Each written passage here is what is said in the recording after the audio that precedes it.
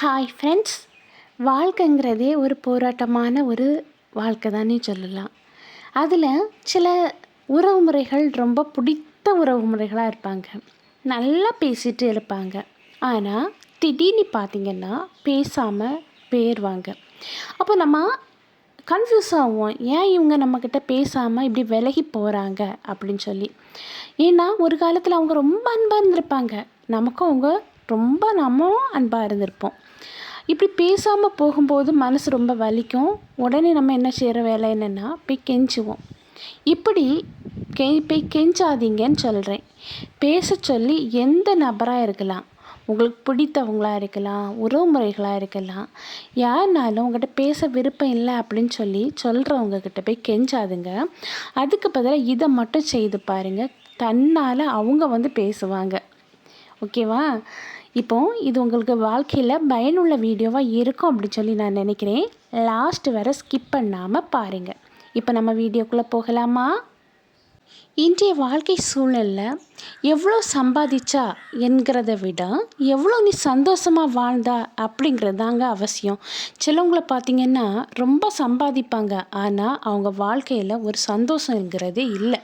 அப்படின்னா சம்பாதிச்சும் பிரயோஜனம் இல்லை அப்படின்னே சொல்லலாம். ஏன்னா வாழ்க்கையே என்னென்னா சந்தோஷமாக இருக்கிறதுக்கு தானே. அதே போல் தான் வாழ்க்கையில் ஒரு வரம்னா அதில் நம்ம அதிர்ஷ்டசாலிங்க. வாழ்க்கை ஒரு அறிவியல்னா அதில் நம்ம விஞ்ஞானி.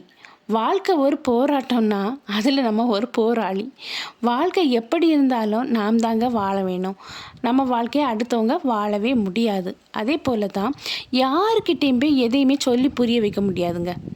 அப்படி நீங்கள் புரிய வைக்க ட்ரை பண்ணாதுங்க. அவங்களுக்கு காலம்தான் புரிய வைக்கும். அது வேற நம்ம என்ன பண்ணணும்னா பொறுமையாக இருக்கணும். அது அந்த காலமே அவங்களுக்கு புரிய வைக்கும். என்னடா வாழ்க்கை இது அப்படின்னு சொல்லி சிலவங்க சலிச்சுக்குவாங்க. அப்படி சலிச்சுக்கும்போது திரும்பி எழுந்து ஓட வைக்க நம்ம குழந்தையோட முகந்தாங்க. ஏன்னா நிறைய பேரை பார்த்திங்கன்னா திருமண வாழ்க்கையில் ஒரு விரக்தி ஏற்பட்டு சோர்வு ஏற்பட்டு அமைதியாக இருப்பாங்க. என்ன வாழ்க்கை, இனி வாழ்ந்தது போதும் அப்படின்னு சொல்லி நினைக்கிற சூழ்நிலையில் தன்னுடைய குழந்தை முகத்தை பார்க்கும்போது ஐயோ குழந்தைக்காக வாழ்ந்தாகணுமே அப்படிங்கிற ஒரு நிலைமைக்கு தள்ளப்பட்டிருக்காங்க எத்தனையோ பேர். அதே போல தான் மௌனத்தில் உள்ள வார்த்தையையும் கோபத்தில் உள்ள அன்பையும் யாராலையும் உணர முடியாது. அப்படி முடிஞ்சுன்னா அவங்க தான் உங்களுக்கு கிடைச்ச உன்னதமான ஒரு உறவு. நீங்கள் மௌனமாக இருந்தீங்கன்னா உங்கள் மௌனத்துக்கு அர்த்தத்தையும், நீங்கள் கோபமாக இருந்தீங்கன்னா அந்த கோபத்துக்குள்ள அர்த்தத்தையும் உணர்ந்த ஒரு உறவு உங்களுக்கு வாழ்க்கையில் கிடைச்சின்னா அந்த உறவை விட்டுறாதீங்க. அதே போல் தான் ஒரு உறவு உங்கள்கிட்ட பேசாமல் விலகி நிற்க உறவை தடுக்கக்கூடாதுங்க. விலகி போன உறவை நம்ம தேடியும் போகக்கூடாது. ஏன்னா அங்கே தேடி போகும்போது அங்கே அலட்சியம்தான் ஏற்படும், தன்மானம் இழக்கம் நேரிடும்.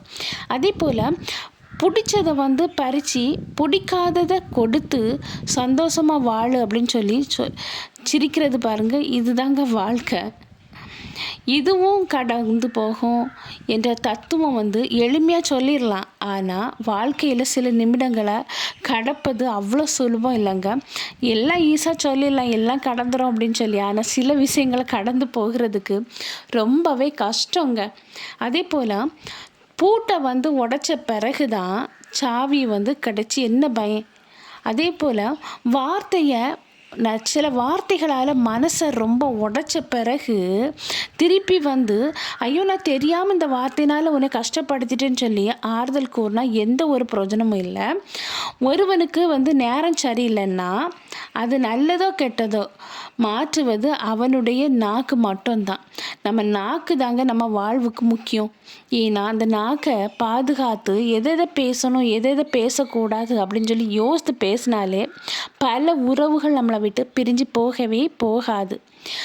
ஒருத்தங்க போகிறாங்கன்னா சில டைம் நம்ம நாக்கு இருக்குல்ல, நாக்கு அது எதையாவது ஒன்று பேசி வார்த்தைகளால் மனசை காயப்படுத்தி அனுப்பி விடுறது. அதனால் பெரும்பாலும் நம்ம நாக்கை கண்ட்ரோலில் வச்சு பேச கற்றுக்கணும். அதே போல் தான் ஆண்களுக்கு மனசு தர்மாஸ்திரிமா ஹாஸ்பிட்டல் மாதிரி. அங்கே உள்ளே என்ன நடந்தாலும் ஊருக்கே தெரிஞ்சிருங்க. ஆனால் பெண்ணோட மனசு அப்பல்லோ ஆஸ்பத்திரி மாதிரி. அங்கே என்ன நடக்குது எப்படி நடக்குதுன்னு யாராலையுமே கண்டுபிடிக்க முடியாது பொண்ணோட மனசை.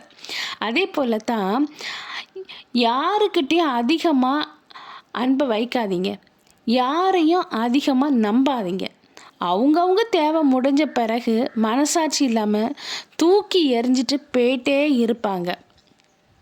இந்த குழந்தைங்க கிட்ட ஒரு குணம் இருக்கும், நீங்கள் கவனித்து பார்த்துருக்கீங்களா? அவங்களால நடக்க முடியாமல் இருக்கும் பாருங்கள், அப்போ வந்து இறக்கி விடுறதுக்கு சொல்லி அடம் பிடிச்சி அழுவாங்க.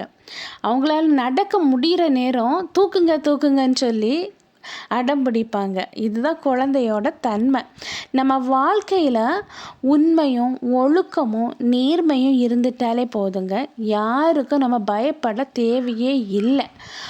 அதே போல் தான் முதல் பக்கத்தில் பிள்ளை அப்படின்னு சொல்லி நினச்சி முழு பக்கத்தையும் சிலவங்க வந்து விமர்சிப்பாங்க. கடைசி பக்கத்தில் உள்ள விளக்கம் ஒருபோதும் தெரியவே போகிறதில்ல. ஒருத்தங்க யாராவது ஒரு சின்ன தப்பு பண்ணிட்டாங்கன்னு வைங்களேன், இவன் தப்பு பண்ணவேன்னு விமர்சனம் பண்ணால் ஒரு கூட்டமே வந்து நிற்கும். ஆனால் அவன் தப்பி ஒரு கஷ்டத்தில் விழுந்துட்டானா அவனை தூக்கி விட ஆள் வந்து நிற்காது. இதுதான் இன்றைய உலகம்னே சொல்லலாம்.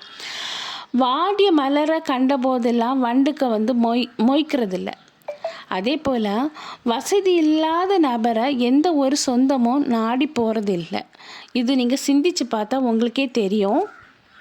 இங்கே வாழ்க்கையில் என்ன தெரியுமா, 1000 பேரை கூட எதிர்த்து நிற்கலாங்க, ஆனால் எப்போவுமே ஒருவரை கூட எதிர்பார்த்து நிற்காதீங்க.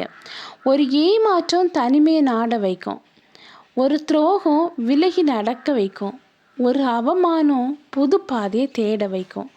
எளிதாக சொல்லிவிடுறான், ஆனால் நீ எல்லோரும் பாருங்கள், சிலவங்க நீ மாறிட்டா அப்படின்னு சொல்லுவாங்க. ஆனால் அவங்க நிறைய ஏமாற்ற அடைஞ்சி துரோகத்தை சந்தித்த பிறகு தான், அவமானப்படுத்தப்பட்ட பிறகு அவங்க தனிமையாக இருப்பாங்க. எதுவுமே கண்டுக்க மாட்டாங்க, விலகி இருப்பாங்க. அவங்கள பார்த்துட்டு நீ முந்தி கலகலன்னு பேசின, இப்போ தனியாக நீ மாறிட்டாம்பாங்க. அவங்க மாறலைங்க, சில சூழ்நிலைகள் அவங்கள மாற்றிருக்கு. அதே போல் தான் பூட்டை மாதிரி எப்போவுமே விசுவாசமாக இருக்கணுங்க. அது துருப்பிடிச்சி உடஞ்சி போகும், ஆனால் அடுத்த சாவியை வச்சு எப்போவுமே திறக்க முடியாத அளவு கரெக்டாக ப்ரொடெக்ஷன் தந்துட்டு இருக்கோம். வாழ்க்கையில் எப்போவுமே நோய் இல்லாமல் வாழணும் அப்படின்னு சொல்லி நம்ம நினைக்கிறது தப்பே இல்லை. ஆனால் அடுத்தவங்கள நோகடிச்சு பத்தம் வாழணும்னு மட்டும் நினைக்கவே நினைக்காதீங்க. கடவுளை தவிர யாரையுமே அதிகமாக நேசிக்காதீங்க. ஏன்னா அனைத்துமே பொய்யா இருக்கும், அவங்க முகத்தோற்றங்கள் அனைத்தும் பொய்யா இருக்கும். திடீர்னு அது நமக்கு தெரிய வரும்போது நம்ம மனசு தாங்கவே தாங்காது. வாழ்க்கையில் எல்லாமே சுலபமாக கிடச்சிட்டுனா சுவாரஸ்யம் இருக்காது. ஆனால் போராடி கிடைக்கிறதுல வெற்றி, அதுக்கு எப்போவுமே மதிப்பு வந்து கொஞ்சம் அதிகமாகவே இருக்கும். அதே போல் தான் தவறை வந்து மறந்துடலாம், ஏன்னா அது தெரியாமல் செய்தது. ஆனால் துரோகம் இருக்குல்ல, துரோகம் அது தெரிஞ்சு செய்கிறது. அந்த துரோகத்தை மன்னிக்கவே கூடாது, ஏன்னா அது திட்டம் போட்டு செய்கிறது. அதே போல் தான் தனியாக நிற்பவங்கள பார்த்து பயந்து தான் நிற்கிறாங்க அப்படின்னு சொல்லி எண்ணக்கூடாதுங்க. அவன் தனி ஆள் இல்லைங்க, 1000 வலிகளை சுமந்து வலிமை அடைஞ்ச பிறகு தான் எனக்கு நீங்கள் யாருமே வேண்டாம் அப்படின்னு சொல்லி தனிமையாக நிற்பாங்க சிலவங்க. உங்களை விட்டுட்டு ஒருத்தங்க போகிறாங்கன்னா பேசுறதுக்கு விருப்பம் இல்லை அப்படின்னு சொல்லிட்டு, அது எந்த நபராக இருந்தாலும் அங்கே போய் கெஞ்சாதீங்க.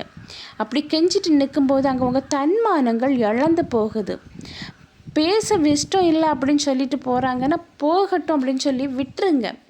போகிறதுக்கு முன்னாடி சின்ன ஒரு ஸ்மைல் செய்துட்டு நீங்கள் அதுலேருந்து விலகி வாங்க, கெஞ்சாதீங்க. ஆனால் அவங்க திரும்பி வரணும் அப்படின்னு சொல்லி நினச்சிங்கன்னா அவங்கள கொஞ்சம் ஃப்ரீயாக விட்டுட்டு உங்கள் கடமையில் நீங்கள் கண்ணுங்கருத்துமாக இருங்க. கண்டிப்பாக நீங்கள் அவங்க முன்ன வாழ்ந்து காணிக்கும் போது அவங்க தேடி வருவாங்க. நீங்கள் தேடி போண்டாம், அவங்க தேடி வருவாங்க. யாரையுமே கெஞ்சி கிடைக்கிற அந்த அன்பு வந்து போலியான அன்பு. உண்மையான அன்பு கெஞ்ச வைக்காது, விட்டுட்டு போகவும் போகாது. இப்படி கெஞ்ச வைக்கிற அன்பு உங்களுக்கு தேவையாங்கிறத புரிஞ்சு நடந்துக்குங்க. வாழ்க்கை ஒருக்காதாங்க, அது சந்தோஷமாக வாழணும். ஒவ்வொருத்திட்டையும் போய் கெஞ்சி வாழ்கிறது வாழ்க்கை கிடையாது. கெஞ்சி தான் அந்த அன்பு உங்களுக்கு கிடைக்கணும், அந்த அன்பு தேவையில்லைன்னு முடிவெடுங்க. கூடும் அளவும் உங்களுக்காக நீங்கள் வாழுங்க. ஓகே ஃப்ரெண்ட்ஸ், இது உங்களுக்கு பயனுள்ள வீடியோவாக இருக்கும் அப்படின்னு சொல்லி நினைக்கிறேன். நான் நெக்ஸ்ட் வீடியோவில் மீட் பண்ணுறேன். அதுவரை பை, see you.